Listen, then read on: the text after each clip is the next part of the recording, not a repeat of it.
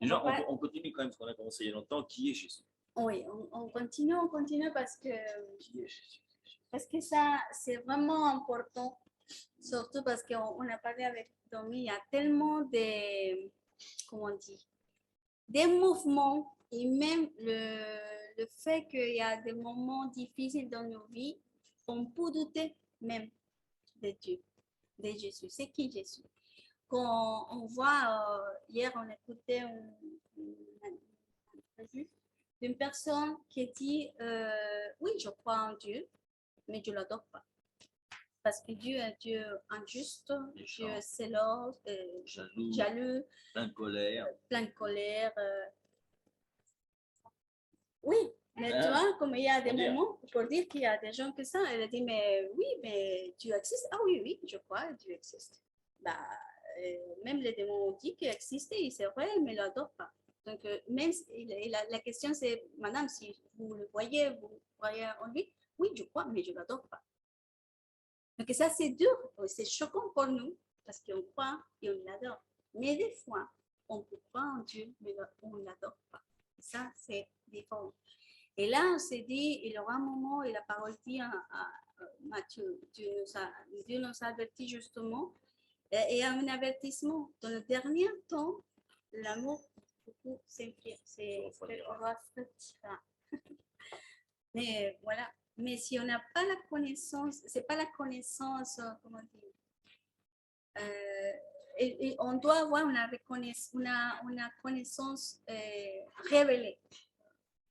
Parce qu'on peut avoir la connaissance d'un Dieu, de Jésus, même c'est passé avec avant, mais aussi, surtout, la culture où Jésus est né, la culture des pays, c'est très différent à la nôtre. Et qu'on ne comprend pas vraiment comment est-ce que c'est agi tout là-bas. On pense un peu comme un Dieu romain, la façon d'être, la façon où on bouge, parce qu'on le voit ici. Mais quand on voit comment la même parole, ça confirme la même parole. Il y a des questions et on le sait. Mais on doit avoir une révélation profonde. Mais si on marche avec le Seigneur, on peut marcher avec Dieu, je ne sais pas combien de années, mais à la fin, on dit non, mais finalement, Dieu n'existe pas. Je doute maintenant si elle est... Parce que c'est facile, c'est ce qu'on a parlé une fois avec Domi, c'est facile de croire que Dieu était. Pourquoi? Parce qu'il y a des choses vraiment qui parlent que lui, il est venu, que Jésus, il était là, parce qu'il y a des signes, en fait. Mais nous, c'est le passé, c'est notre passé. Mais nous, on commence à voir, ça veut dire que si on le dit comme ça, notre évangile, c'est l'évangile d'Apocalypse, de Révélation. Parce qu'elle vient nous faire. C'est ce qu'on attend, vraiment. Et là, c'est la même chose si on voit, voit dans le même peuple, on peut venir derrière eux et ne savait pas non plus la même chose, ce que Dieu va faire, Jésus ce qu'il a fait, aucune chose, c'est la foi finalement. Et nous, on est dans l'autre partie. Donc, il va venir, mais notre part, c'est de croire le retour de Jésus. Parce qu'eux connaissaient de Jésus avec le Coran d'épines, mais nous, on va voir le Coran des rois. Et là, est-ce qu'on le croit ou pas? Parce qu'on ne le voit pas. On sait avec la parole, donc on est dans la même circonstance. Mais si on ne connaît pas l'histoire, aujourd'hui, on va partager un peu comme le Jésus historique, si on peut dire comme ça. Mais là, quand on a étudié tous les deux, on a vu vraiment dans le contexte, voilà. Non? Oh, maintenant, c'est bon.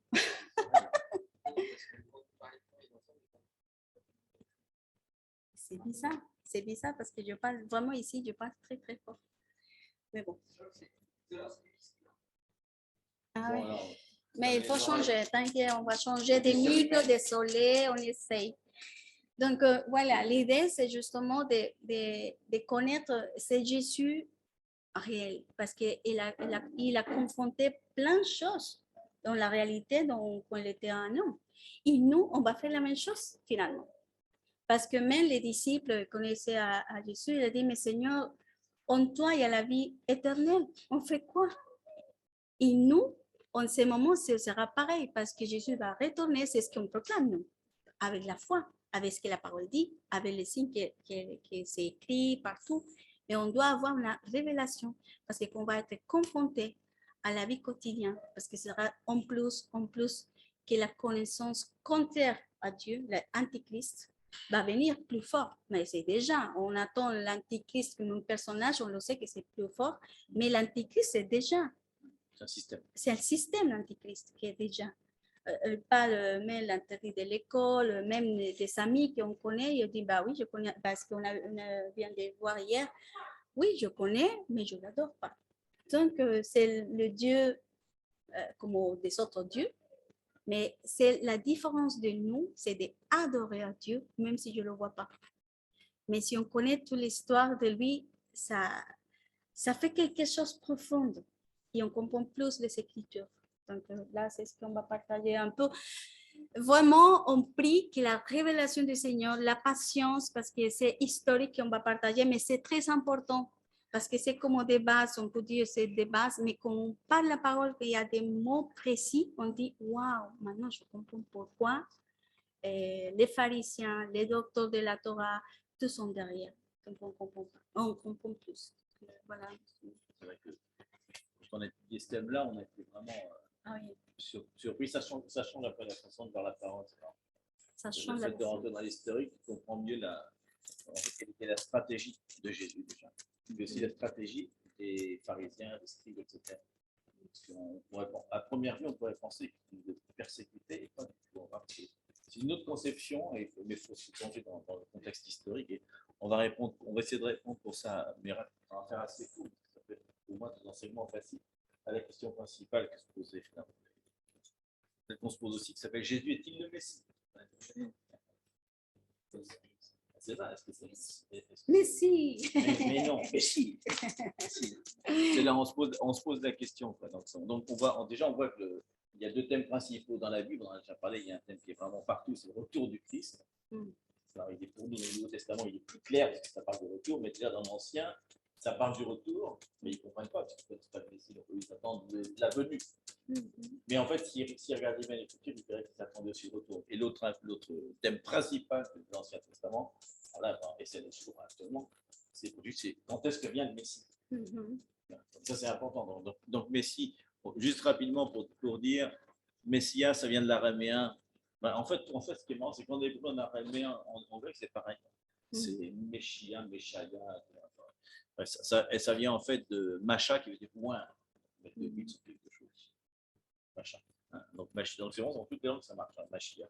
Donc ça a fait Messie, parce qu'après le latin, il l'a déformé. Et en fait, donc la définition pour les Juifs, c'est un personnage qui va être élu par Dieu, qui va avoir une mission divine. Ça n'a rien à voir avec la conception que nous pourrons avoir de Jésus qui est le Messie, mais qui est un père, qui aime, et qui vient sauver l'humanité. Pour eux, c'est très différent. Il vient en fait sauver Israël, et uniquement le peuple juif, et Israël en tant que peuple politique. C'est pour ça que les disaient, c'est difficile, mais après, ce que tu comprends, mais tu n'étais pas le roi d'Israël, tu n'es pas libéré du joug romain. Pour eux, c'était pas cela. Déjà, qu'ils puissent parler à des non-juifs, déjà, c'était terrible. En plus, il dit qu'il n'était pas celui qui venait libérer politiquement truc, et qui même s'associait avec Matthieu, avec. C'est pas. Faut que je parle au micro. Mais je parle à vous aussi. Donc, bref. Donc, tout ça pour dire. Donc, la traduction de wine, donc ça veut dire mettre de l'huile. Hein. Donc, on peut trouver ça dans. Vous pourrez le chercher vous. Non, parce que c'est tout. C'est vrai, vous n'entendez pas là? Maintenant, c'est bon. Mettez un pouce hein, s'il y a un problème. On n'a pas entendu avant. Mais donc, on va que l'huile. Attends, dis quoi? En fait, on n'a pas vraiment entendu bien avant ce qu'elle t'a dit parce qu'en fait, tu tournais la tête. Mais on n'entend pas. Je regarde plus alors. Je regarde plus. En plus, il y a un micro qui tombe. Il n'est pas bien mis. Là. Oui, il ne faut pas le mettre comme ça. Il faut le mettre là. Voilà. Il y a trop de poissons. Voilà, je regarde. Alors, je regarde là-bas. Attends, mais mettez-vous en caméra. Bah oui, c'est vrai. Non, bon. Là, c'est mieux comme ça. Ah oui, c'est beaucoup mieux. On entend C'est très beaucoup bien. mieux, d'accord. Tu Donc, peux tout moi, répéter, vous savez t'inquiète. mettre l'huile de l'huile. Alors, l'huile d'olive, à l'époque, avec l'huile d'olive, il n'y avait pas tout le reste, un colza, etc. Donc, l'huile d'olive, c'est une huile médicinale. Déjà, ça a des propriétés nutritives, bien sûr, médicinales. Donc, c'était quelque chose qu'on mettait sur la tête de la personne pour dire qu'il était oint. Donc, ça veut dire, alors on pourrait vous les citer tous, mais je partagerai l'enseignement, donc vous aurez l'occasion de le voir. Donc, ça veut dire qu'il était investi d'une autorité particulière. Donc, il y avait deux personnages qui étaient investis. C'était les prêtres, surtout les grands prêtres, hein, ceux qui rentraient une fois par an dans la présence de Dieu, et les rois. Et les rois, on appelait Saül, il est oint, etc. Donc, ça veut dire que nous, on sait que Jésus, c'est le grand prêtre et c'est le roi. Donc, en fait, alors je dis ça parce qu'on va voir que tout ce qu'on va parler tout à l'heure, c'est l'accomplissement de quelque chose que Jésus fait. Comme il dit, je suis venu accomplir quelque chose. Donc, c'est pour ça on va commencer par ça. Donc il y a plein de choses, Lévitique, Samuel, voilà. Donc, on voit que le fait d'être oint, c'était ça. Donc, ce qu'ils attendaient, c'est ça. Ils l'attendent toujours, quelqu'un qui va être oint d'une autorité particulière par Dieu et qui va accomplir quelque chose en Israël, donc chasser les Palestiniens sans doute, je ne sais pas, enfin bref, quelque chose qu'ils attendent encore, mais qui à l'époque, c'était bien sûr les Romains, c'était toutes les populations qui les opprimaient, quoi. Donc on sait, vous vous rappelez le principe qu'on dit à chaque fois, l'Ancien Testament est révélé dans le Nouveau Testament, et le Nouveau Testament est caché dans l'Ancien Testament. Et ça, ils ne le savent pas parce qu'ils ne lisent pas le Nouveau Testament. Ils ne peuvent pas le savoir. Mais nous, on sait que Jésus vient accomplir quelque chose et on va voir justement tout ce qu'il vient accomplir. Tout est déjà mis dedans. Alors, je vais quand même passer rapidement, mais je vous partagerai un document où il y a toutes les similitudes entre l'Ancien Testament et le Nouveau Testament qui fait que Jésus vient l'accomplir. Alors, des fois même, il fait exprès d'accomplir les choses, donc de dire des paroles.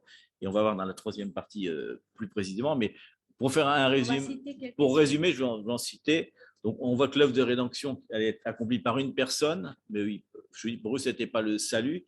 Le salut, c'était un thème un peu différent dans l'Ancien Testament qu'au Nouveau, mais on ne viendra pas dedans. Donc, il disait que ça viendrait de la semence d'une femme, qu'il écraserait la tête de Satan. Donc, on va partir à Genèse carrément. Que ça serait la semence d'Abraham, j'en cite un, la semence de David, qui viendrait de la tribu de Juda, qui va naître d'une vierge à Bethléem, en Judée, que des personnes allaient lui rendre visite et l'adorer, c'est tout ce qu'il dit dans l'Ancien Testament qu'il accomplit. À cause de la colère d'un roi jaloux, les enfants innocents allaient le tuer. Il serait précédé d'un messager, hein, c'est Jean-Baptiste pour nous, avant de commencer son mystère public. Il serait un prophète comme Moïse, et en même temps, il aurait une bénédiction spéciale du Saint-Esprit. Il serait prêtre de l'ordre de Melchisédek, et en même temps, il serait hébreu. Il serait serviteur de l'Éternel. Il serait un rédempteur fidèle et patient pour les gentils comme pour les juifs. Son ministère allait commencer en Galilée. Ensuite, il allait entrer dans Jérusalem pour apporter le salut. Il allait entrer dans le temple. Son zèle pour le Seigneur, on va commenter dans tous les testaments, bien sûr. Il allait enseigner en parabole. C'est pour ça que Jésus fait volontairement ça exactement. Il enseigne en parabole. Son ministère serait caractérisé par des miracles, c'est la partie dont on va venir après. Il serait rejeté par ses frères et serait il y a un retour parce que quelqu'un dans un micro. Il serait rejeté par ses frères et serait une pierre d'achoppement pour les Juifs, un rocher qui fait trébucher. Il serait haï sans raison, rejeté par les puissants, trahi par un ami, abandonné par ses disciples, vendu pour 30 pièces d'argent, et son prix serait donné pour le champ d'un potier. C'est tout ce qui était dans l'Ancien Testament. Alors, j'ai fait un texte où il y a toutes les prédictions de l'Ancienne, il y a droit à tous les accomplissements, donc il y en a une centaine quand même, c'est fou. Mais pourquoi on dit tout ça? Et ensuite, bon, on parle qu'il serait crucifié, voilà, vous vous rappelez Ésaïe 53, ses pieds seraient... ses mains et ses pieds seraient percés, pas un seul de ses os ne serait cassé, il souffrirait de la soif, on lui donnerait du vinaigre, et son corps serait enterré avec les riches, mais ne connaîtrait pas la putréfaction. Voilà, donc, rapidement, parce qu'il y en a beaucoup plus, hein, mais des signes que Jésus accomplit dans le Nouveau Testament, et bien sûr, s'il lisait le Nouveau Testament, les Juifs seraient surpris, mais jusqu'à maintenant, on a pu faire l'expérience avec un rabbin de très très haut niveau, on lui a fait lire Ésaïe 53, et pour lui, ça ne parle certainement pas de Jésus. D'abord, en plus, dans les synagogues, on passe de 52 à 54, on saute toujours 53.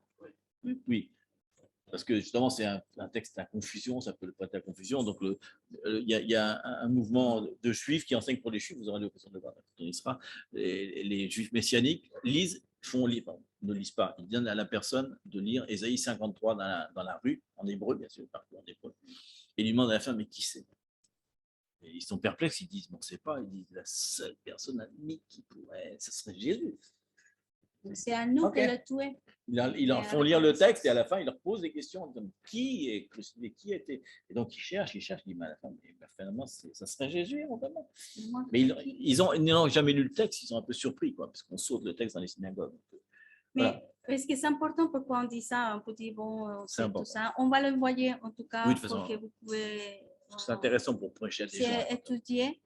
Mais Ça peut être intéressant. parce que en fait, si on voit l'auteur, il y a tellement de courants là-bas, mais jusqu'à aujourd'hui, hein, parce que c'est pas la même chose et de plus en plus, c'est pas vraiment la loi de Moïse que les rabbins prennent maintenant. Parce qu'en théorie, doit être comme ça. C'est la loi de Moïse, mais aussi plus les lois des mêmes rabbins et des juifs. La Kabbale, le Talmud, Il y a tellement beaucoup de de choses. courants qu'on va partager ça. Mais ce qui est le plus important, pourquoi on dit toutes ces histoires? Parce que si on ne connaît pas vraiment que c'est déjà écrit, en fait, les prophètes, ils ont proclamé tout. Et c'est la façon jusqu'à aujourd'hui que il y a comme un groupe de personnes qui cherchent vraiment le Messie. Et il doit avoir des points précis pour savoir si c'est le Messie ou pas.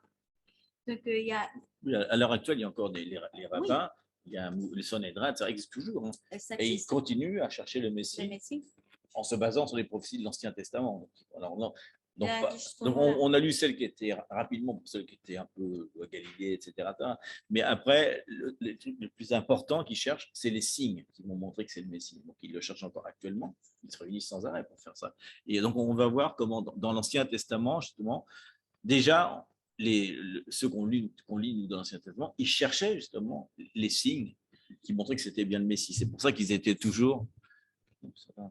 C'est pour ça qu'ils étaient toujours après Jésus, en fait. Ils n'étaient pas là pour le condamner, en fait, comme on pourrait penser qu'ils venaient le tuer. Pas du tout. Ils le suivaient dans chaque réunion pour voir si c'était vraiment lui le Messie, parce qu'il devait accomplir des signes que lui seul pourrait faire. Donc, comme ils avaient entendu des bruits que Jésus commençait à faire des choses, ils commençaient à le suivre. C'est pour ça qu'au niveau stratégique, si vous remarquez dans le Nouveau Testament, Jésus, pardon, je sais qu'il est 31 ans et demi environ, il dit à ses disciples de ne rien dire, surtout. De ne pas parler qu'il est le Messie, ce n'est pas encore le moment. Si jamais il le disait trop tôt, il n'aurait pas le temps d'accomplir tous les signes qu'il doit faire, parce que c'est à des temps précis. Donc c'est important, il ne dit jamais qu'il est le Messie, en fait, Jésus, sauf très très tard dans sa vie, parce que là, il va commencer à avoir des signes qui prouvent que c'est bien lui. Mais il était très prudent et il n'allait jamais à Jérusalem. Il y avait tous les Sanhédrins, il faisait attention de ne pas s'en approcher. Ça aurait été trop tôt. Stratégiquement, il ne fallait pas que ça soit trop tôt, sinon ils auraient pu arrêter les signes. En fait, ils le mettaient en prison, c'était terminé. Donc, il était très prudent. Mais on voit que en fait, l'ensemble du Sanhédrin, des scribes, etc., n'est pas fait pour le condamner, il n'est juste regarder. Et on va voir la progression, parce qu'au début, quand le texte officiel disait qu'il devait regarder, mais ne rien dire, pour ne pas interférer. Donc, il y a trois niveaux. On va. La première, c'est de regarder. Si on va pour chercher le Messie, la première chose, il y a un signe qui parle selon les prophètes Isaïe. Selon le prophète Isaïe, c'est Isaïe qui prophétise ça. Donc, si le prophète Isaïe il dit quelques points, donc on va voir le miracle, par exemple. Parce qu'il y a plein de choses, mais on va se concentrer aujourd'hui pour le miracle. Si le premier miracle, c'est la condition qui parle, dit, c'est là un signe de Messie. Donc, signe messianique. Ça veut dire c'est messianique le signe. Et les groupes, qui sont les groupes? Les Sanhédrin, l'école de la loi, parce qu'il y a des doctorats, docteurs de la loi. Il y a aussi les pharisiens qui sont partis de la même groupe. Donc, on commence à le suivre. Donc, ce n'est pas eux directement, sinon on commence à envoyer des messagers pour regarder si le signe c'est véritable ou pas. Il y a une deuxième partie, c'est après que le signe se dit oui, on a vu que check, et ça passe. Donc, la deuxième partie, c'est pour la personne, les groupes voient autre partie des personnes qui dit c'est le moment de prendre question. On voit des petits passages que même eux posent les questions. Ils posent les questions, pardon. Ils posent les questions, c'est justement pour savoir si c'est parti de ce qu'ils sont écrits, si c'est le Messie correspond à ce que c'est le Messie ou pas. Donc, ils ont vu des choses et Jésus le savait. Il savait clairement qu'il le suivait et il le fait justement parce qu'il commence à accomplir ce qu'Isaïe a dit pour montrer que c'est vraiment lui le Messie. Et en plus, quand on a parlé avec le rabbin, la fois qu'on était, il a dit oui, on reconnaît que c'est lui, que lui est un prophète et un rabbin, mais il n'est pas le fils de Dieu, mais il n'est pas le Messie. Parce qu'il manquait des choses dans l'histoire, parce qu'il y a des choses. On va parler. Et on va voir. On va parler parce qu'il c'est un magicien. C'est un magicien. Pourquoi on parle de ça? Parce qu'on voit le signe qui dit que le Messie est venu. Mais nous aussi, il y a des signes que le Seigneur va retourner. Donc, en ce moment de la série, c'est pour donner le signe qu'il est venu. Et après, on va voir que c'est le signe pour le retour. Donc, ça, c'est intéressant de savoir justement pour fixer une foi en lui, clairement, et en cas de doute, pour venir à faire nous tomber nos fondements. Déjà, faut préciser qu'à l'époque, donc il y avait beaucoup de gens qui s'autoproclamaient Messie. Si vous lisez, Luc en parle dans Acte 5, il donne les noms carrément, parce qu'ils sont connus, ils sont connus dans l'histoire, qui s'autoproclament Messie. Et même maintenant, il y a encore des gens qui se proclament Messie, mais le Messie qui revient, quoi. Donc il y a toujours eu ce truc-là. C'est pour ça qu'ils avaient mis un standard. Donc à l'époque du judaïsme rabbinique, il y avait des paramètres, donc des exigences qu'ils faisaient, basées sur Ésaïe, qui faisaient que. Parce qu'Ésaïe avait prophétisé quand viendrait l'ère messianique et quels étaient les miracles que Jésus va accomplir. Donc il savait ça, donc il cherchait. Donc on voit qu'au début, d'ailleurs, Jésus il fait beaucoup de miracles où il est en présence de ses disciples, de aucune personne de la loi. Donc il fait ça déjà pour que grandisse la rumeur, qu'on entende. Et après, quand il a fait beaucoup de miracles sans être inspecté par les rabbiniques et que sa réputation va venir partout à toutes les oreilles, alors là, on va voir qu'il va commencer à faire d'autres types de miracles, justement, parce que maintenant, il va faire les miracles de l'ère messianique et non plus les miracles de guérison classique, quoi. Donc, on voit, je ne vais pas parler de ça. Donc, on voit que voilà, donc, comme c'est Ésaïe, c'est un peu plus loin, mais je veux juste préciser entre-temps un truc important, parce que vraiment, c'est le rabbin nous en parlait, pour ça qu'il disait que Jésus était un magicien, que c'était bien fait pour lui qu'il ait été crucifié, parce qu'il était interdit de faire des choses comme ça, sans être le Messie, quoi. On pouvait faire des miracles. Rappelez-vous, même les apôtres, les disciples, ils ont plein de gens qui font des miracles. Ils disent, la femme qui fait des miracles, ils disent, non, c'est possible. Rappelez-vous, même Moïse, quand il fait des miracles, ils disent, on fait comme toi, on sait faire des trucs de magie. Donc, il faut savoir que dans l'école rabbinique, pour être rabbin, il fallait faire libération de démons, combattre les esprits et pratiquer la Kabbale. Ils avaient déjà des libérations, des guérisons, etc. Il chassait les choses spirituelles. Vous savez, la Kabbale, c'est une loi soi-disant secrète qu'il aurait transmis en même temps que les tables de la loi, mais qui aurait donné qu'à certains initiés. Mais ça aurait été écrit en même temps, il l'aurait donné à part. Jusqu'à maintenant, c'est encore un truc. Mais dans la Kabbale, il y a beaucoup de choses, de trucs, comment ils expliquent comment guérir, comment chasser les démons, comment. C'est vraiment de la magie. Donc pour eux, Jésus, c'était un magicien kabbalistique. Il n'avait pas le droit de le faire parce qu'il n'était pas le Messie, justement. Mais seulement. Jusqu'à maintenant, il le pense encore. Il pense encore que c'est bien. C'est bien qu'il l'ait crucifié, parce que la loi disait qu'on devait crucifier les gens qui faisaient ça, justement. Donc, ils ne sont pas contre qu'il ait été crucifié, mais c'est bien, c'était la loi. Mais ce qui est important, c'est que les miracles qui sont vraiment spécifiques, qu'on va lire maintenant. Pour le Messie, c'est lui qui l'a compris. Voilà. Donc les textes essentiels, il y en a en gros 3. On va voir. Mais 3 dans Ésaïe. Donc il dit, voici votre Dieu, lui-même. Ésaïe 35, 4 à 6. Ils connaissent par cœur ici. Ésaïe 35, 4 à 6. Il dit, voici votre Dieu, lui-même viendra et vous sauvera. Alors les yeux des aveugles s'ouvriront et les oreilles des sourds seront ouvertes. Alors le boiteux sautera comme le cerf et la langue du muet chantera de joie. Car des eaux jailliront dans le désert et des rivières dans les lieux stériles. Ça, c'est la première partie. Ensuite, on a Ésaïe 26, 19, qui dit, Ésaïe 26, 19 dit, que tes morts revivent, que mes cadavres se relèvent. Réveillez-vous et tressaillez de joie, habitants de la poussière, car la rosée est une rosée vivifiante et la terre redonnera le jour aux ombres. Donc, il parle des miracles de résurrection. Et Ésaïe 42, 6 à 7. Ésaïe 42, 6 à 7 qui dit « Moi, l'Éternel, je t'ai appelé pour la justice et je t'établis pour faire alliance avec le peuple, pour être la lumière des nations, pour ouvrir les yeux des aveugles, donc ça veut dire enlever la cécité spirituelle aussi, pour faire sortir de prison le captif et de leur cachot les habitants des ténèbres. » Donc là, il parle du salut, de la libération, etc. Voilà. Donc, on voit en Isaïe 35, 5, 6, il parle de les yeux des bœufs sera ouvert. Les oreilles L'oreille, et le les sourd, sourds, les sourds. les sourds, c'est ouvrira, on va entendre. Le Les boiteux boiteux sautera. sautera de joie. Il le guérit plus, on voit qu'il va au-delà. Il le guérit, mais il saute de joie. Et le muet le muet parlera. va parler. Et là, je mets sur ces points-là, parce qu'on a eu un miracle cette semaine. Et là, on voit que ça s'accomplit. Avec Jésus, ça s'accomplit. Ça veut dire que si on le fait aujourd'hui, parce que Jésus a dit on ferait des miracles plus que lui, donc ça veut dire que Jésus-Christ est en nous. C'est parti de voir que c'est véritable, le Messie habite en nous et que le miracle, ça a été. Et là, on l'a vu cette semaine avec Léopoldine. On a vu ça et Fanny. Donc, c'est dit, ça, c'est la manifestation de vraiment le miracle du Messie. Et là, on ne peut pas avoir de doute avec ça.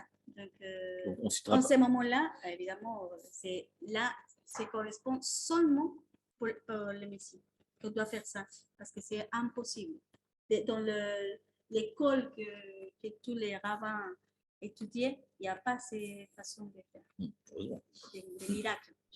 Ce n'est pas son numéro. Et là, c'est incroyable parce qu'on lit la parole qui dit que le Seigneur a dit, Seigneur, mais en ton nom, on a libéré les démons, on a guéri, on a fait plein de choses. Et Seigneur, non, je ne te connais pas. C'est la différence entre je crois en Dieu, mais je ne l'adore pas. Donc, je fais des miracles, oui, bien sûr, mais ton corps n'est pas avec moi. C'est exactement l'école. L'école sont appris avec ce type de miracles, de chasser les miracles, des démons, de faire libération et tout, et des miracles de guérison. Mais finalement, il n'y a pas vraiment la reconnaissance d'intimité avec le Seigneur. C'est pour ça que Jésus, à la fin, dit bien, il donne bien cette pression, faites de toutes les nations des disciples. Il dit faites des miracles dans toutes les nations. Non, il dit faites des miracles dans les nations. Tant mieux si le miracle va amener les gens à être disciples, mais le but, c'est de faire des miracles et ensuite de les enseigner. Ce que fait Jésus, en fait, sans arrêt. Il fait des miracles pour que les gens viennent à lui et après, quand ils sont là, hop, il les enseigne. Et si éventuellement ils ont faim, qu'il n'y a pas de pain, il fait un autre miracle. Mais bon, on ne voit pas qu'il fait des miracles toujours pour enseigner. Il donne toujours un enseignement par rapport à son miracle. Ce n'est pas un miracle purement. Donc, on voit en effet qu'il fait plein de miracles. Il guérit des aveugles, comme on a dit. Il ouvre les yeux des aveugles, il ressuscite les morts. Il donne à manger à ceux qui n'ont pas à manger, à un moment quand il n'y a plus assez à manger. Il marche même sur l'eau. Il purifie les lépreux, etc. Donc, non, mais c'est pour introduire le truc. Là. Et donc, on voit, à cause de ça, justement, on voit cette parole dans Matthieu 11, 2 à 4.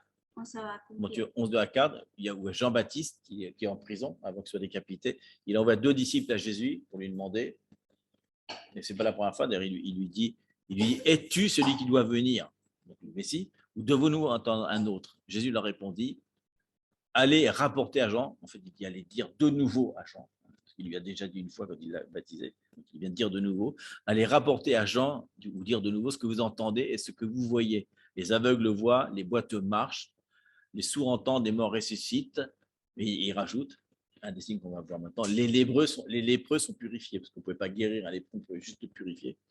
Et la bonne nouvelle est annoncée aux pauvres. Donc voilà, donc il dit ça, en fait, il lui pose, est-ce que tu es bien le Messie, est-ce que tu fais bien les signes qui sont requis, parce que Jean-Baptiste, c'est un Essénien, il connaît parfaitement la loi rabbinique, et il lui dit tout ça, etc. Il lui rajoute quand même quelque chose qui n'est pas vraiment dans le texte d'Ésaïe, mais il dit, en plus, les lépreux sont purifiés. Donc, non seulement je fais ça, mais j'en rajoute un petit peu plus, il fait toujours un truc supérieur. Donc on va Luc 7, 11 à 27. Voilà. Donc, on va parler justement du seul miracle que le Messie pouvait faire, c'est la guérison de la lèpre. Donc, ça, c'est important parce que c'est un signe très, très puissant. C'était un signe qui marquait, nous, ça ne nous paraît pas important parce que la lèpre, on ne voit pas de lèpre aussi. Mais à l'époque, c'était énorme. La lèpre, c'était une maladie qui était très, très répandue et qui était absolument terrible, invalidante. Vous vous rappelez de ce que Lévitique dit. Le processus pour guérir de la lèpre, c'est un truc de fou. Et d'ailleurs, il y a un texte que je vous rapporte qui dit, c'est dans le Talmud justement de Babylone, ça s'appelle le Sanhédrin 98b. Il dit un rabbin est avec son disciple, il lui demande comment pouvons-nous réaliser si c'est vraiment le Messie, et le rabbin va lui répondre, quand tu le verras assis à la périphérie des villes avec des lépreux, qu'il les guérit et quitte leur bandage, alors ce sera vraiment le Messie. C'est un signe qui est même dans le Talmud, donc il n'est pas dans Ésaïe, vous voyez, mais il est dans l'interprétation d'Ésaïe, en fait. C'est un truc en plus qu'ils ont rajouté par rapport à Ésaïe qui est écrit en Marc. On a une référence. Parce que Lévitique 13 parle tous les signes de la lèpre, tout ce qu'il doit faire et tout, donc c'est impossible. Il y a comme aussi des processus, s'il peut libérer ou pas, ou rester juste là-bas. Donc ce verset, Lévitique 13, 2 à 3 explique tout le processus. Donc en fait, on voit qu'il y avait 4 phases d'enquête pour pouvoir déterminer si cette personne avait la lèpre. Et donc, il y a 4 phases. Il devait aller voir le prêtre, se présenter plusieurs fois jusqu'à ce qu'il soit pur, etc. Mais en fait, dans l'Ancien Testament, on ne voit aucun témoignage de quelqu'un qui aurait été guéri de la lèpre, sauf Aman, mais Aman n'est pas juif. Et puis, c'est un processus particulier. Et puis, la sœur de Moïse, Myriam, qui va être guérie par Dieu lui-même. Celui qui va donner la lèpre et celui qui va la guérir directement. Pourquoi on dit ça? Parce que... On voit qu'ils n'ont pas eu à se présenter, ils n'ont pas suivi le processus Lévitique 13. Ils n'ont pas eu besoin, parce qu'ils n'étaient pas partie vraiment du processus, quoi. Mais en fait, pourquoi on parle du processus? Parce qu'il y a à la fin qu'on va lire, en tout cas, on va voir comment ils font 1, 2, 3, 4. Justement. Quand Jésus a guéri la lèpre, et si on lui dit, va et présente-toi devant le prêtre, parce qu'il connaît la loi, et tout le monde connaissait la loi aussi. Ça veut dire que Lévitique parle il faut continuer le protocole. Donc, je suis toujours de faire attention au protocole aussi de Moïse. Et seulement une seule partie qu'on va le voir après, qui est vraiment l'a fait totalement différent. Et là, c'est comme tout le monde s'est venu sur lui. Donc, on va voir justement Luc 5. Il y en a 2. Enfin, il y a 2 passages. On va lire Luc 5. Donc, il y a Luc 5, 12 à 14. C'est la même chose en synoptique. Et dans Marc 1, 40 à 45 exactement. Il n'y a pratiquement pas de différence entre les 2 textes. Donc, on peut dire mais Luc, Luc 5, oui, en plus, Luc, c'est intéressant parce que Luc, c'est un médecin. Donc, quand il écrit ça, pour lui, ça y parle. C'est un médecin, il a vu comme quoi on ne pouvait pas lutter contre la lèpre. Donc, Jésus était dans une des villes, et voici un homme plein de lèpre, l'ayant vu, tomba sur sa face et lui fit cette prière. Seigneur, si tu le veux, tu peux me rendre pur. Jésus étendit la main, le toucha, ce qui est interdit à l'époque, toucher un lépreux, et dit, je le veux, sois pur. Aussitôt, la lèpre le quitta, puis il lui ordonna de n'en parler à personne, mais, dit-il, va te montrer au sacrificateur et offre pour ta purification ce que Moïse a prescrit, afin que cela leur serve de témoignage. Ah oui, ce qui est témoignage. Qu'ils sachent quand même que j'ai... Là, c'est un des moments où il commence à introduire dans sa stratégie une petite graine, là, d'un coup, il s'expose. Il s'expose très, très puissant, parce que le risque, c'est quand même d'être purement... Donc, il se réfère à Lévitique 13, bien sûr. Donc, à ce moment, tous les docteurs de la loi, ils se sont dit, attends, seulement une personne peut faire ça. Peut faire ça. Là, et là, ils se sont dit, parce que déjà, il y a eu le premier miracle, que c'est Luc 7, 11, 12, qu'elle a fait, il parlait des prophètes. En fait, c'est la première fois que quelqu'un le dit que Jésus est un prophète. C'est dans la guérison des... Oui, exactement. Donc, il a guéri en ce moment. Il le ressuscité. Oui. C'est pour ça que les disciples ne se mouillaient pas trop, ils disaient t'es prophète, etc. Parce que d'abord, on l'appelait prophète. Mais quand même, il a dit, attends, la lèpre, c'est parti d'un miracle messianique. Donc là, ces miracles ont attiré l'attention à tous les docteurs. Donc, si on lit bien la Bible, si on regarde la Bible Luc 5, avant Luc, on voit que le Sanhédrin n'apparaît pas avant ce moment-là. Ils n'en parlent pas du tout. Il n'est jamais confronté. Pourtant, il fait ses miracles publiquement. Et d'un seul coup, il dit, maintenant, je vais donner un signe fort, je vais guérir un lépreux. Et là, du coup, là, le mot se répand parce que personne n'a jamais vu un lépreux guéri. Donc, on dit, waouh, c'est génial ça. Enfin, il n'est pas guéri, il est purifié d'ailleurs, ce qui est différent. Donc, on voit qu'à la suite de ce miracle, les docteurs de la loi, les pharisiens vont commencer à suivre Jésus. Ça commence juste après, c'est 5, 17.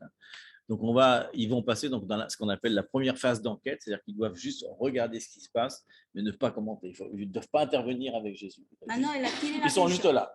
Ils ont attiré l'attention, on va noter sur notre petit papier qu'est-ce qui se passe, qu'ils doivent ensuite en référer aux autorités à Jérusalem. Donc on voit que, oui, on voit déjà, quand on lit la Bible de cette façon-là, on voit que c'est pas pareil. On se dit, tiens, d'un seul coup, ils sont là en fait pour observer. Quoi. Pour ça, ils se mettent autour, puis ils disent, oh là là là. Et après, on va voir que plus ça monte, là, deuxième phase, ils vont commencer à discuter, à poser des questions. Au début, rien du tout. Ils le suivent simplement, ils le suivent et ils regardent ce qu'il donne. Alors, on peut lire le deuxième peut-être. Ouais. Voilà. Mais Voilà. toi, Bon, c'est un peu long, c'est pas très long, on peut faire lire à quelqu'un. j'aime bien. Voilà, moi, on va faire lire. Donc, on continue la suite. La première fois où le Sanhédrin va être là, c'est Luc 5, 17 à 26. C'est un peu long, mais c'est bien. C'est important. Chacun de son côté, ils peuvent le lire. Non, j'aimerais bien. Oui. Non, mais un jour, Jésus enseignait. Les pharisiens et les docteurs de la loi étaient là, assis, venus de tous les villages de la Galilée, de la Judée et de Jérusalem, et la puissance du Seigneur se manifestait par des guérisons. Et voici, les gens portant sur un lit un homme qui était paralytique cherchaient à le faire entrer et à le placer sous ses regards. Comme ils ne savaient pas où l'introduire à cause de la foule, ils montèrent sur le toit et le descendirent par une ouverture avec son lit au milieu de l'assemblée devant Jésus. Voyant leur foi, Jésus dit, homme, tes péchés te sont pardonnés. Les pharisiens se mirent à raisonner et à dire, qui est celui-ci qui profère du blasphème? Qui peut pardonner les péchés si ce n'est Dieu seul?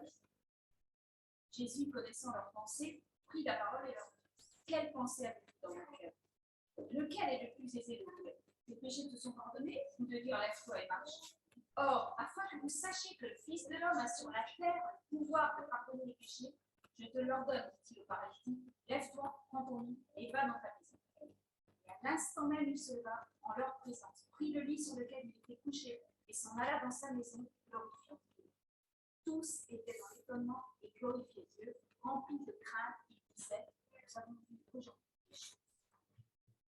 Ça, non? J'aime beaucoup sa conversation. En fait, j'aime beaucoup, c'est oui, il leur dit carrément qu'est-ce qui est plus facile. Ah bah ok. Bah, c'est facile. Ouais, non, donc c'est génial parce que il dit bien, il se leva en leur présence. Il fallait qu'il ait témoin. Il dit en leur présence, c'est la présence du Sanhédrin, bien sûr, qui voit quoi.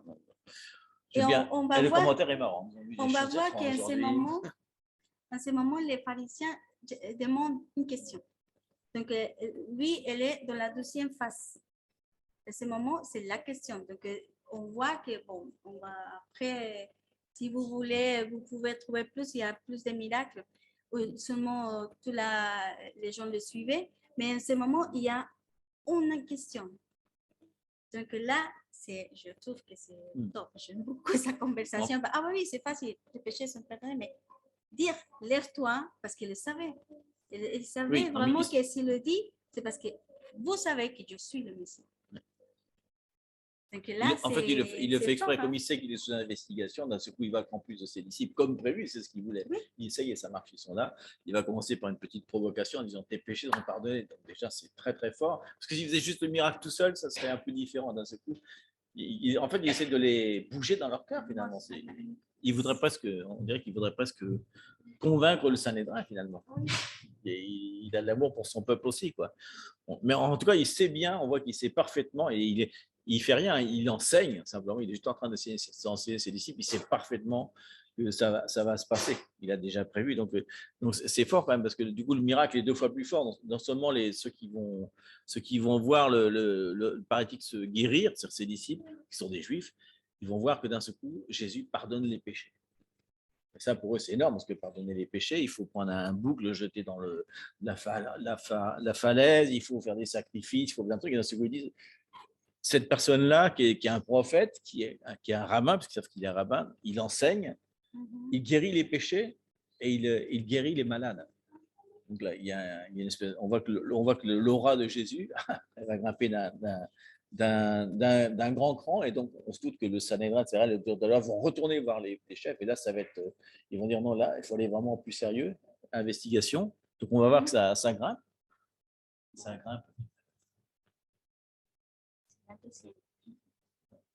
Alors deuxième phase d'investigation, Donc, dans cette phase-là, ils peuvent commencer à demander et même le confronter. Ils vont commencer à le confronter lorsqu'ils n'osent pas faire avant, donc on va passer beaucoup, beaucoup plus loin. Donc c'est le miracle de l'aveugle, c'est ça? Oui, Isaïe 35, 5.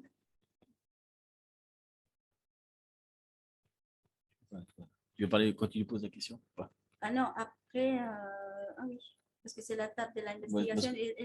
Il parle aussi, il est fils de l'homme. Il a la potesté. Puissance. Puissance. Oui. Ouais, Vous rappelez, on en a la parlé déjà une fois. puissance. C'est une des choses que je n'ai pas dit. Il dit une chose de plus. Il dit non seulement il peut guérir les péchés, mais il dit aussi je suis le fils de l'homme. Oui. Donc le fils de l'homme qui est annoncé par Daniel, qui revient sur les nuages et qui va. Ouais. Donc là, c'est encore plus fort. Il leur a dit Fils ça. de Dieu. Donc là, ils sont un peu choqués là, quand même, parce qu'il leur a dit 3 choses d'un seul coup qui les ont vraiment bousculés quand même. Donc on voit, alors, par rapport à l'aveugle, on voit dans Jean 9, 1 à 2, hein, qu'à un moment, ils voient un aveugle de naissance et que les disciples lui font cette question, c'est important de le dire. Ils disent, Rabbi, qui a péché? C'est ses parents, c'est ça ou ses parents? Pour qu'il soit un aveugle. C'est pour dire que... Non, c'est le plus fort miracle. Oui, quand il a accompli ça, mais c'est important de savoir que pour les Juifs à l'époque, ils pensaient qu'être aveugle, c'était une punition. Donc déjà, c'est pour ça qu'il va encore les confronter par rapport à autre chose. Donc ils pensent que pendant les 9 mois, il a pu, je sais pas, soit c'est ses parents, soit c'est lui qui a maudit ses parents à la naissance ou qui était une malédiction. Il y a une malédiction. Pour eux, c'est une malédiction. C'est pour eux, c'est une malédiction. Au moment qu'il était en gestation, ou c'est les parents qui sont péchés. Un des deux. Mais c'est pour ça qu'eux posaient la question. Et la réponse de Jésus justement est forte, parce qu'il dit non, c'est pas que ses parents aient péché ou même l'enfant. Il dit c'est juste pour que les œuvres de Dieu soient manifestées en lui. Donc, il est aveugle parce que moi je vais utiliser l'aveuglement pour vous montrer ce que Isaïe a dit et je vais vous le montrer. Donc c'est pas important la cause. On s'en moque un petit peu. Il lui dit l'important c'est qu'il va servir de manifestation. D'ailleurs, à chaque fois que Jésus fait un miracle, vous avez remarqué qu'il prie toujours à Dieu, Seigneur, montre ta puissance, montre que c'est bien moi, etc. Et à chaque fois, il demande, même pour Lazare, il dit, Seigneur, manifeste-toi, montre que c'est vraiment moi le Messie, pour qu'il puisse comprendre ça, quoi. Parce qu'en fait, pour la tradition rabbinique jusqu'à aujourd'hui, ils disent que s'il y a dans le ventre, il y a une inclination mauvaise au bon, pour les bébés, mais si la maman, comment ça dit, je cherchais le mot, il y a une inclination, je dis, qui c'est une animosité. Donc, ça veut dire que si la mère elle est en colère, ben, ça veut dire que le bébé, le fœtus, reçoit ça et vient la malédiction. Et c'est pour cela qu'elle est un peu. C'est ça la tradition jusqu'à aujourd'hui. Oui, pendant la grossesse, mais les rabbins, pendant les grossesses, les femmes font très attention. Les femmes enceintes font très attention, ils ont peur de maudire leur bébé. Donc là, c'est pour ça que Jésus fait le. Donc on voit que ce qui est important dans ce miracle-là, c'est non seulement qu'il allait guérir les aveugles, c'est un signe très important, parce que pour eux, c'est une malédiction. Et ce qu'il allait faire, c'est aussi l'endroit où il allait le faire et le temps où il allait le faire, puisqu'il va choisir pour la première fois d'aller le faire à Jérusalem, donc au milieu de l'œil de la tempête, comme on dit, hein. Et en plus, c'est le jour d'une fête. Oui. Ah, oui. Donc il savait ce jour-là, au moins, il dit là, il va y avoir du monde. C'est la fête des tabernacles, c'est la fête où tout le monde vient. Donc ici, là, je vais me mettre carrément devant tout le monde, tous les rabbins, tous les disciples, et toutes les nations aussi, puisque toutes les nations sont là. Ils viennent se réunir, donc c'est très, très fort. Donc, on voit toujours que Jésus est stratégique. Il sait exactement à quel moment, avec qui. Il dit toujours à ses frères, non, mon temps n'est pas venu. Non, il dit toujours, attention, je dois être là à tel endroit. Il fait attention de ne pas trop se montrer. Il dit, ne dis rien, parce que sinon, je vais te dénoncer. Donc, on voit la pression qui commence à monter. Mais ce qui est intéressant, parce que là, en plus, c'est dans le tabernacle, la fête, et il y avait tout le monde. Et vraiment, c'est le miracle le plus fort. Vraiment, que tout le monde peut dire, vraiment, lui, il est le Messie. Parce qu'il y a déjà, avant des autres miracles qui confirment que lui, il était le Messie. Donc, mais là, il est public au moins celui-là. Alors, Jésus, il est très stratégique parce qu'il dit en plus, je vais le faire à Jérusalem, le jour de tabernacle, mais je vais faire un jour de sabbat. Tiens. En plus. Il cherche vraiment les ennuis. Là. Il commence à... Ok. Eh ben, il est guidé par ça. Il dit plus ça va être fort, plus je vais pouvoir enseigner sur tous les domaines en même temps. Je vais enseigner sur le péché, sur le miracle, sur l'importance du sabbat, sur la fête de tabernacle où il va revenir. Donc il y a beaucoup de choses là-dedans. Voilà. On lit le texte déjà peut-être. Voilà. Alors, on va juste préciser aussi autre chose hein, qui va vous rappeler que. On va peut-être le dire avant, c'est plus simple. Alors, il est long ce miracle. Hein. Qu'est-ce qu'il va dire? C'est Jean 9. Quelqu'un de. Ouais, on ne les entendra pas. Oui, quelqu'un peut lire dans l'écran Zoom. Quelqu'un vous lire le Jean 9. 9. C'est 6 à 34. 6 à 34. C'est pas si long que ça parce que les pas sont très courts. Hein? Je sais pas si quelqu'un peut lire. Ah, je pense que c'est pas nous. Si, ils sont là, mais c'est pas évident avec le micro. C'est pas nous. Mais sinon. C'est toujours la même personne. La même personne parce que. Non. C'est le micro. Je sais pas si on entend bien qu'il faudrait mettre un. Oui. Rico va lire. Très bien. À 34. Mais on lit dans le texte original en hébreu.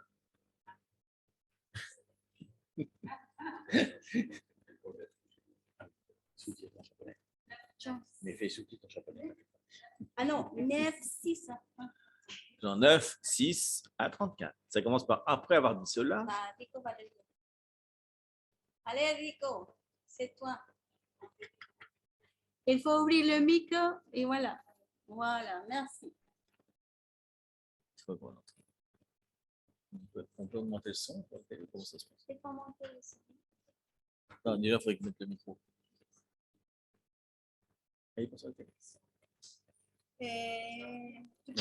Tu peux appuyer sur le micro. Appuie sur le logo micro. Ça va? Vas-y, va. Faut mettre le micro on sur Zoom en bas à gauche. Il y a un micro Dessiné. Il y a un micro qui est couleur blanc et tu peux retoucher qu'il est barré.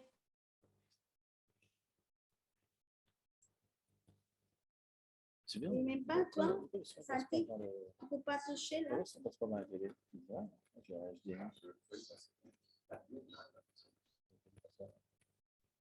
Tu peux ou pas?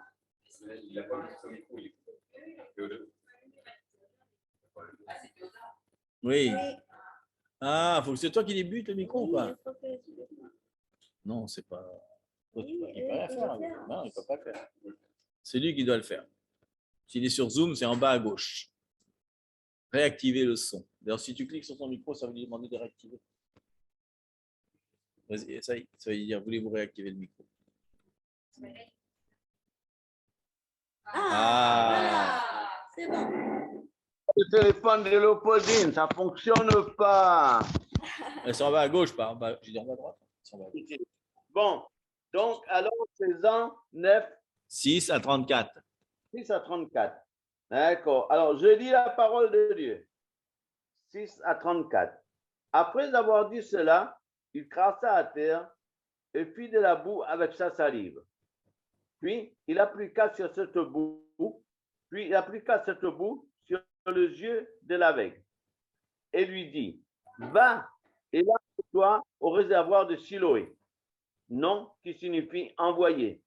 Il y alla, se lava et s'en retourna voyant clair. Ses voisins et ceux qui auparavant l'avaient connu comme un mendiant disaient: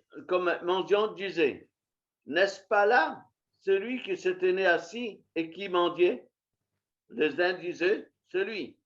D'autres disaient: non, mais il lui ressemble. Et lui-même disait: c'est moi. Ils lui dirent donc: comment tes yeux ont-ils été ouverts? Il répondit: l'homme qu'on appelle Jésus a fait de la boue, a oint mes yeux et m'a dit: va au réservoir de Siloé et lave-toi. J'y suis allé, je me suis lavé et j'ai retrouvé la vue. Ils lui dirent: où est cet homme? Il répondit: je ne sais. Ils menèrent vers les pharisiens. Ils menèrent vers les pharisiens celui qui avait été aveugle. Or, c'était un jour de sabbat que Jésus avait fait de la boue et lui avait ouvert les yeux. De nouveau, les pharisiens aussi lui demandèrent comment il avait recouvré la vie. Et il leur dit, il a appliqué de la boue sur mes yeux, je me suis lavé et je vois. Sur quoi quelques-uns des pharisiens dirent, cet homme ne vient pas de Dieu car il n'observe pas le sabbat. D'autres dirent, comment un homme pécheur peut-il faire de tels miracles? Et il eut division parmi eux. Il dit encore à l'aveugle, toi, que dis-tu de lui sur ce qu'il t'a ouvert les yeux? Il répondit, c'est un prophète. Les Juifs ne crurent point qu'il eût été aveugle et qu'il eût recouvré la vie jusqu'à ce qu'ils eussent fait venir ses parents. Et ils les interrogèrent, disant, est-ce là votre fils que vous dites être né aveugle? Comment donc voit-il maintenant? Ses parents répondirent, nous savons que c'est notre fils et qu'il est né aveugle. Mais comment il voit maintenant ou qui lui a ouvert les yeux? C'est ce que nous ne savons. Interrogez-lui lui-même. Il a de l'âge, il parlera de ce qui le concerne. Ses parents dirent cela parce qu'ils craignaient les Juifs, car les Juifs étaient déjà convenus que si quelqu'un reconnaissait Jésus pour le Christ, il serait exclu de la synagogue. C'est pourquoi ses parents dirent, il a de l'âge, interrogez-le lui-même. Les pharisiens appelèrent une seconde fois l'homme qui avait été aveugle et ils lui dirent, donne gloire à Dieu. Nous savons que cet homme est un pécheur. Il répondit, s'il est un pécheur, je ne sais. Je sais une chose, c'est que j'étais aveugle et que maintenant je vois. Ils lui dirent, que t'a-t-il fait? Comment t'a-t-il ouvert les yeux? Il a répondu, je vous l'ai déjà dit et vous n'avez pas écouté. Pourquoi voulez-vous l'entendre encore? Voulez-vous aussi devenir ses disciples? Ils l'injurièrent et dirent, c'est toi qui es son disciple. Nous sommes disciples de Moïse.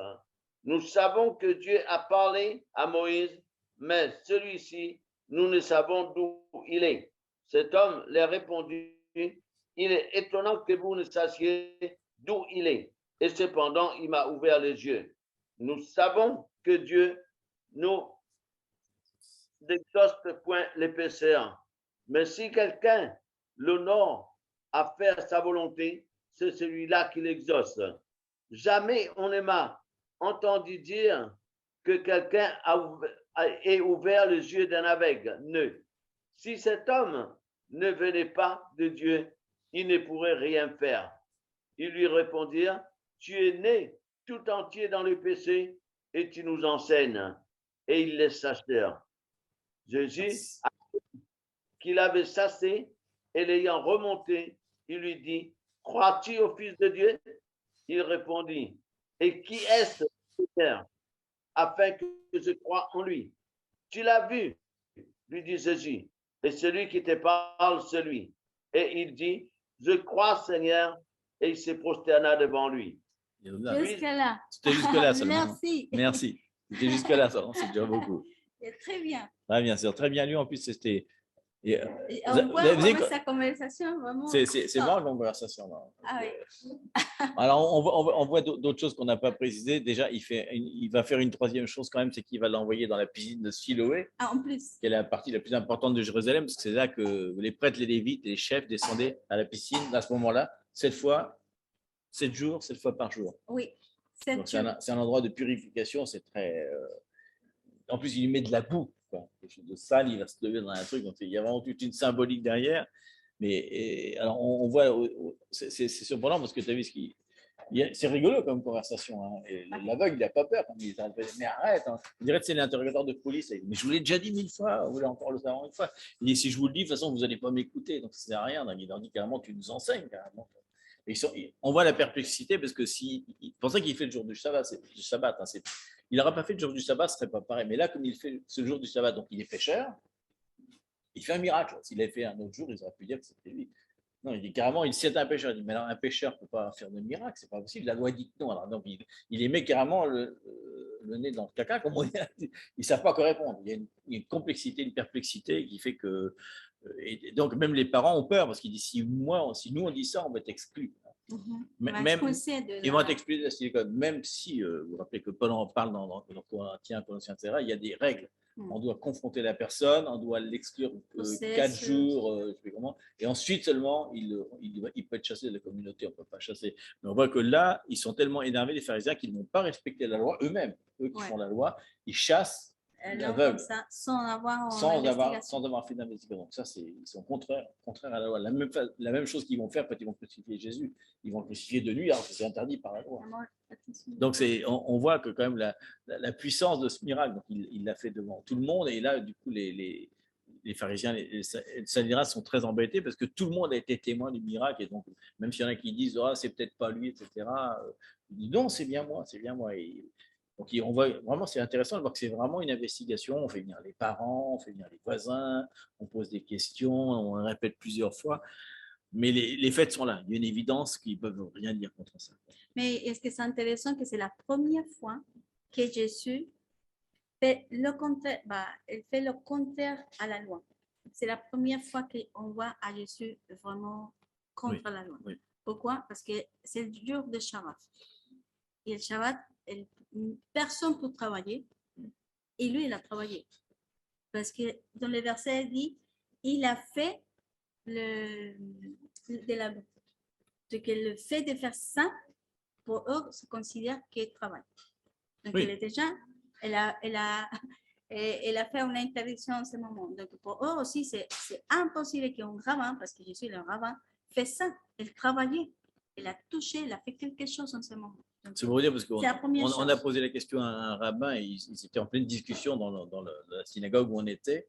Et la conclusion, c'était que mettre, par exemple, un portefeuille dans sa poche, c'est considéré comme un travail. On n'a pas le droit de faire ça. Bon, pour faire ça. Mais c'est pour dire, ils étaient en train de s'engueuler les uns avec les autres pour dire est-ce que ça, on les entendait parler. Mais à la fin, la conclusion, oui, c'est un travail. Mais en plus, mettre ses mains, ça va, mais pas mettre quelque chose. C'est un acte on fait un travail, quoi. Donc c'est pour dire à quel point c'est strict, quoi. Oui, et on fait les paralytiques pour bouger, parce qu'il ne peut pas bouger de la maison, elle prend son lit et cherche et bouge. Mais pour eux considère que le fait de porter son lit, non, mais ça veut dire que c'est chez lui. Donc, c'est pour ça qu'on peut passer d'un endroit à l'autre. C'est pas quelque chose qui appartient pour dire que c'est parti. Elle peut le faire, en fait. Mais là, on voit que déjà, c'est la première chose. La deuxième chose, elle fait le miracle. Le fait que c'est de faire des miracles, c'est contre aussi. Parce que c'est le sacerdoce qui venait de la loi seulement. Il y a un sacerdoce, c'est tout. Et elle fait les miracles. Déjà, on voit vraiment la puissance. Et publiquement dit, oui, elle s'est levée et on voit que c'est un miracle messianique. Donc, on considère que vraiment, je pense que le fait que c'est passé à ce moment-là, tous les rabbins, les docteurs, tous les Sanhédrin, tous ensemble, il n'y a aucune réponse. Donc, c'est pour ça que c'est facile de dire, ah non, tout le monde se révolte, il faut sortir et quoi, on a fini, on a décidé comme ça. Mais les peuples, il y a eu une confusion quand même. Parce qu'ils disent, mais attends, il y a quelque chose, eux, il n'y a aucune réponse, mais pourquoi ils disent que c'est interdit tout ça devant les messieurs, on a vu tout. Donc c'est exposé vraiment. Mais malgré tout, il ne l'appelle pas Messie, parce que s'il l'appelait Messie publiquement, il pourrait être carrément jugé sévèrement. Donc ils disent prophète. C'est prophète. C'est acceptable. C'est acceptable pour les musulmans, Jésus est un prophète. Pour les juifs, Jésus est un prophète. Ça va jusque-là, dire que c'est le Messie.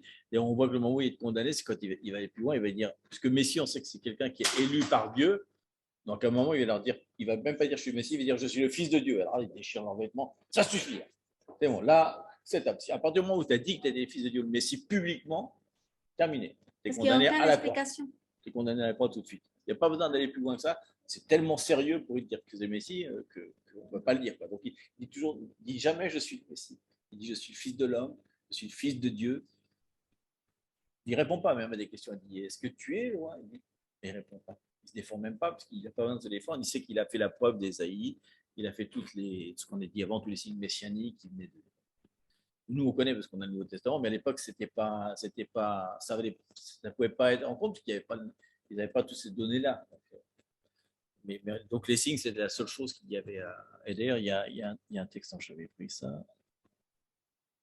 Oui, parce que déjà dans Actes, il dit ça. Il y a. Acte 2, dans 22, Actes 2, 22, 24, 36. 36. Voilà. Pierre, quand il va prêcher le jour de Pentecôte, hein, il va citer ça. Il va dire Israélites, en juif, hein, écoutez ces paroles. Jésus de Nazareth, cet homme approuvé de Dieu devant vous par les miracles, les prodiges et les signes que Dieu a fait par lui au milieu de vous, comme vous le savez vous-même. Parce que la Vous vue. le savez très bien, que toute la maison d'Israël sache donc avec certitude que Dieu a fait Seigneur et Messie ce Jésus que vous avez crucifié et que Dieu l'a ressuscité. Donc on voit que déjà, il le savait déjà. Et on a un autre passage qui est dans Luc 2, 30 à 32, puis aussi dans Luc 1, 68, 79. Ils disent que quand le prophète Siméon a vu l'enfant Jésus dans le temple, il savait qu'il était le Messie et il a déclaré « Car mes yeux ont vu ton salut, salut que tu as préparé devant tous tes peuples, lumière pour éclairer les nations et gloire d'Israël ton peuple. » Donc il dit Zacharie, son père, fut rempli du Saint-Esprit et il prophétisa en ces mots « Béni soit le Seigneur, le Dieu d'Israël, de qui il a visité et racheté son peuple et nous a suscité un puissant sauveur dans la maison de David, son serviteur. » Donc il leur dit bien, vous savez très bien Israël, vous avez vu les signes, donc vous savez. Donc là, il passe hors le Saint-Médrin, etc. Donc, Pierre va déclarer ça. Donc on voit qu'à partir de ce moment-là, tout le peuple savait très bien que Jésus était le Messie. Même s'ils n'avaient pas le droit de le dire. Mais c'est contre eux, c'est pour ça. Donc là, si on voit, lui, il a donné son nom, mais qu'on le cherchait, elle fit.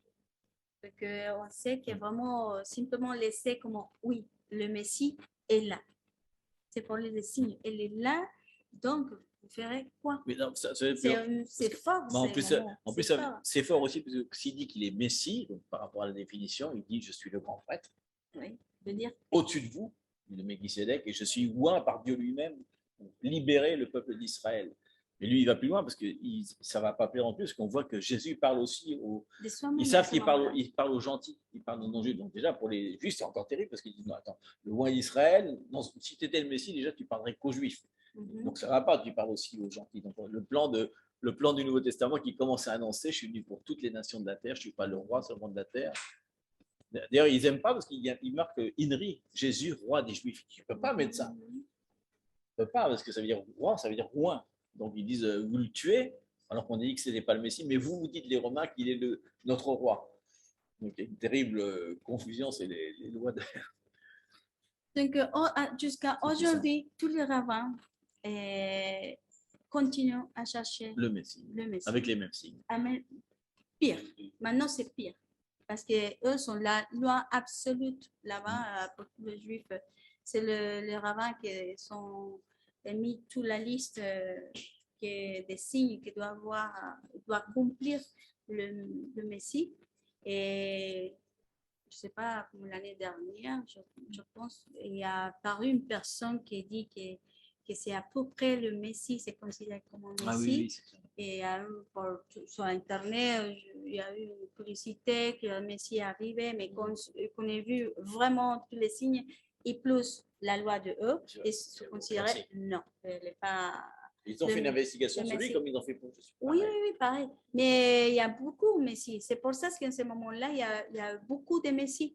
C'est pas que c'est. Autodéclare Messie, mais c'est pas. Mais pour nous, non.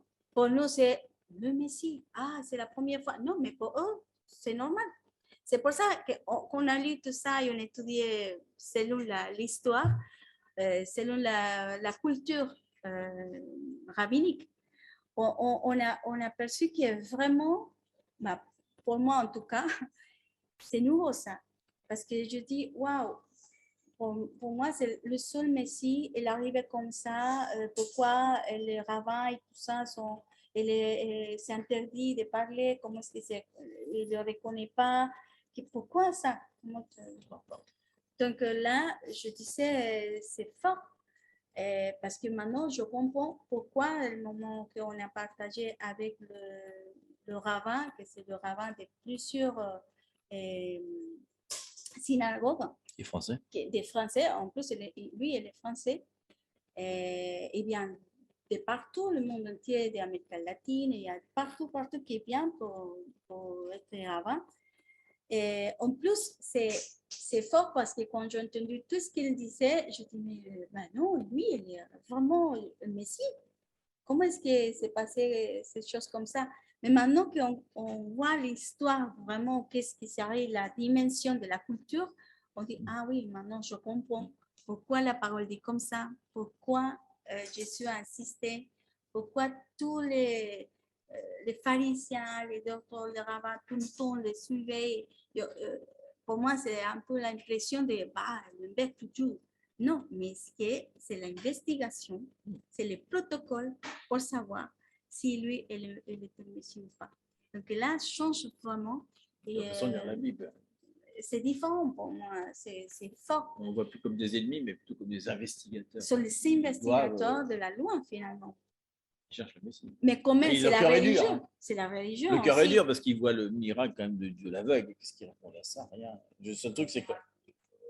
Le seul truc, c'est comme c'est un jour de sabbat, il est pécheur. Ils est pécheur, ils n'ont pas compris cet enseignement que le sabbat est fait pour l'homme. Je pense qu'il va leur dire plusieurs fois d'ailleurs. Mais je dis merci parce que si toutes ces choses ne se passent pas comme c'est passé, finalement, on pourrait être là. Nous, donc, il fallait vraiment que Jésus accomplisse absolument tout afin que nous puissions vraiment sauver tous ensemble, toute la terre entière.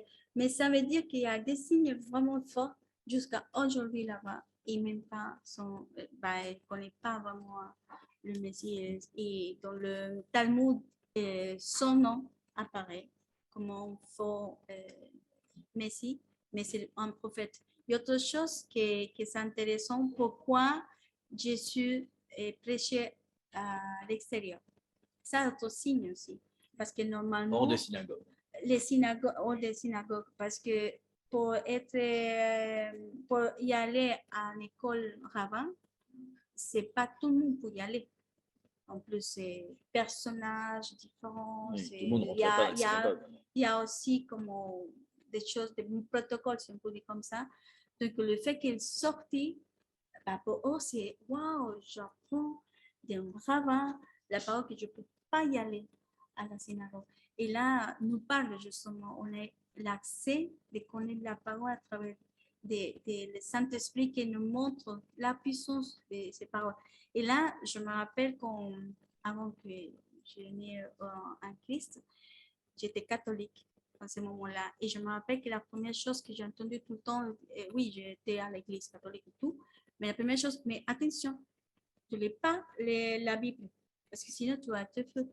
Donc, il faut attention. Folle, pardon. Tu vas être folle, donc tu ne peux pas lire la Bible.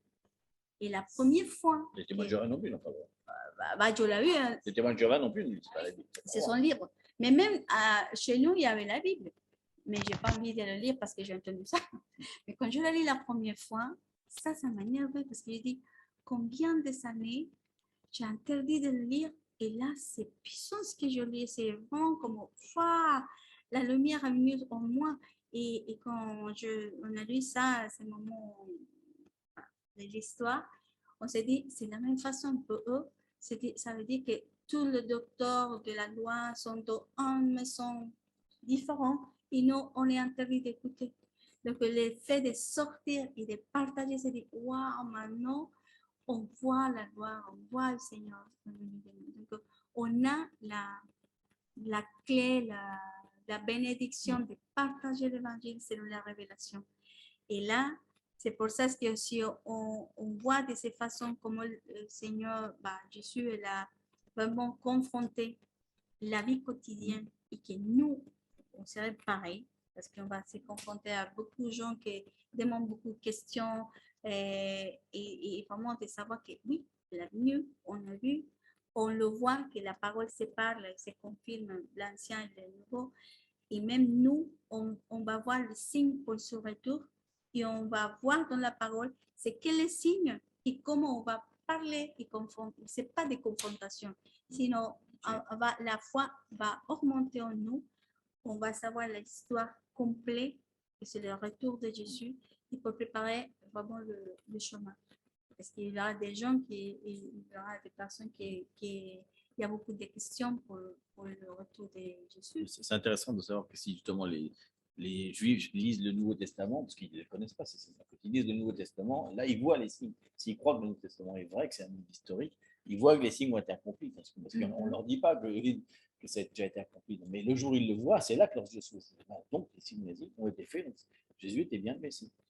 Donc c'est intéressant. Et même pour partager l'évangile, si peut-être si peut-être on va trouver un juif, on peut avoir des arguments parce qu'ils sont écrits. En plus, sont écrits. Ah non. Ah non, non, la nouvelle ne s'existe pas. Pour eux, c'est la Torah.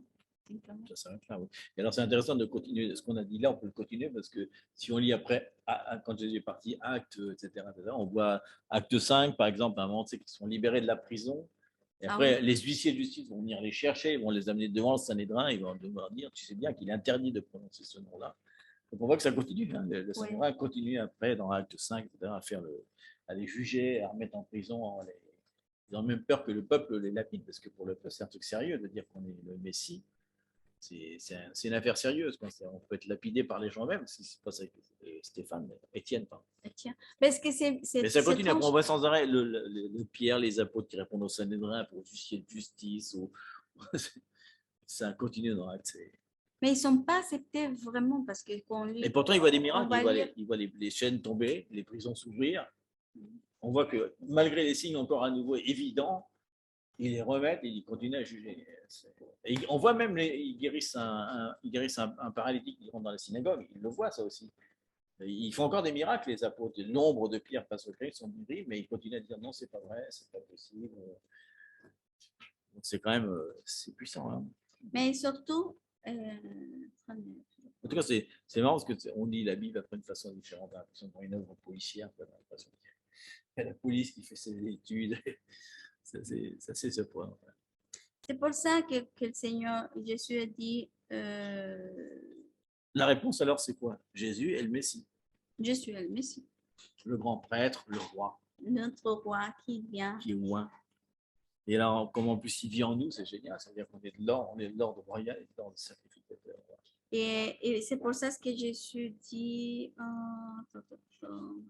Il a commencé après, il a commencé à parler à les escrivains, les pharisiens, tout, commencé à voir, vous êtes hypocrites, bien sûr, pourquoi? Parce qu'ils le savaient, c'est eux qui... Il y a la clé, ils sont interdits, vraiment. Parce que finalement, jusqu'à aujourd'hui, eux décident qui fait, si c'est bien ou pas bien, c'est eux qui décident. C'est vraiment la loi pour tous les...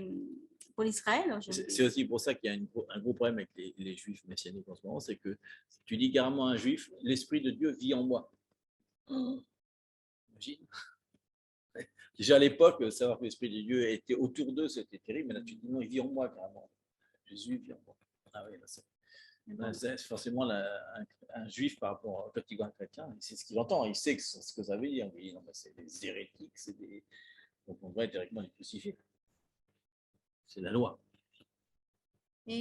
Donc c'est normal que la persécution est forte, quand même, des juifs contre les chrétiens. C'est vraiment un truc qui est insupportable pour eux.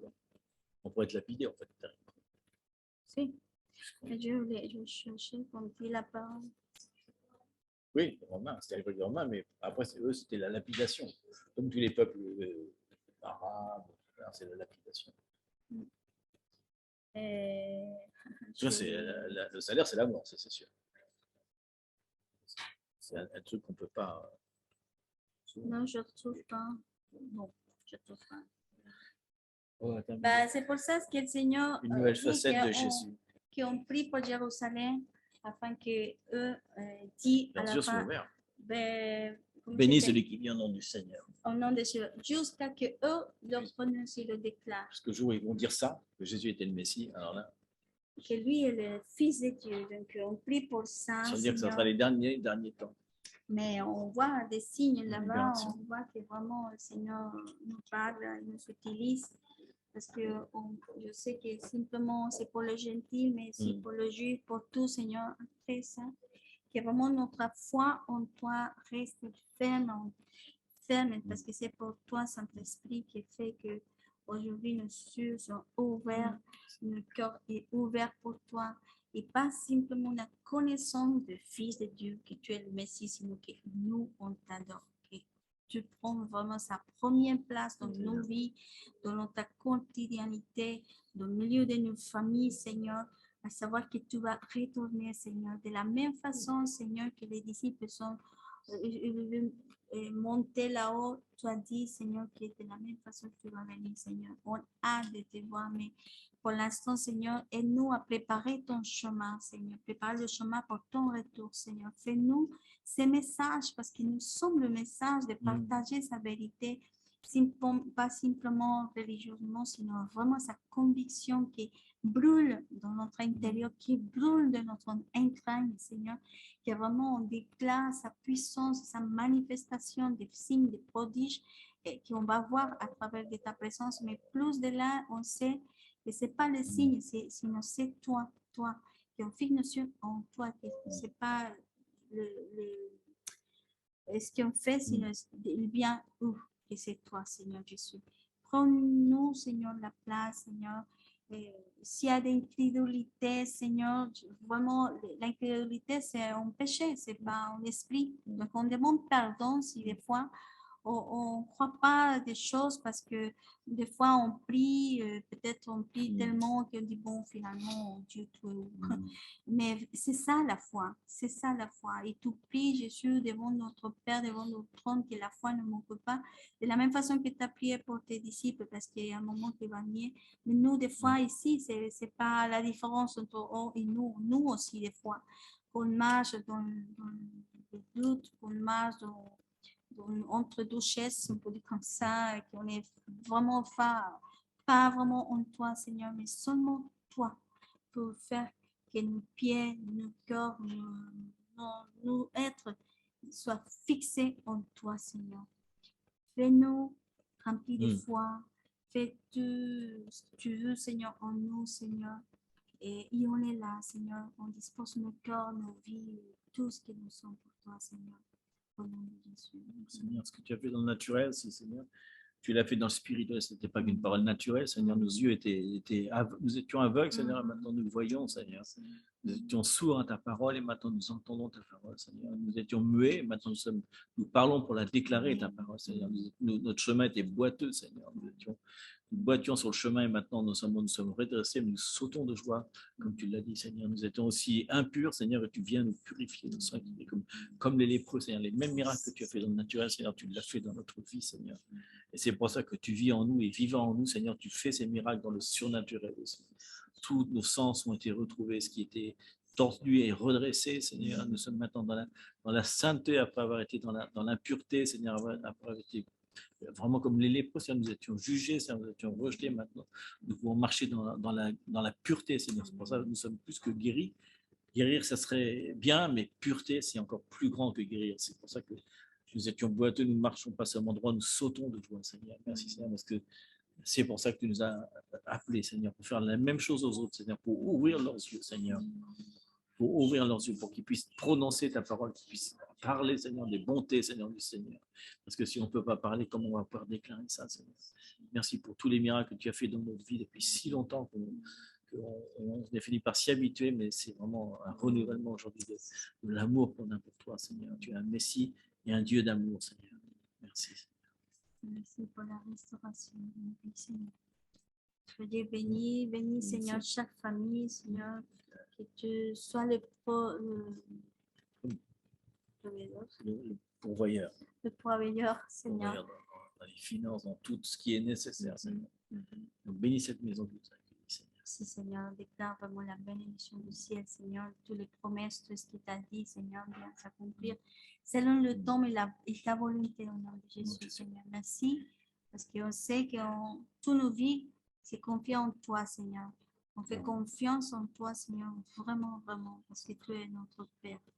Merci, Seigneur, pour tout ce que tu nous donnes, il nous donnera. Il transformera notre être, parce que c'est toi, Saint-Esprit. Amen. Amen.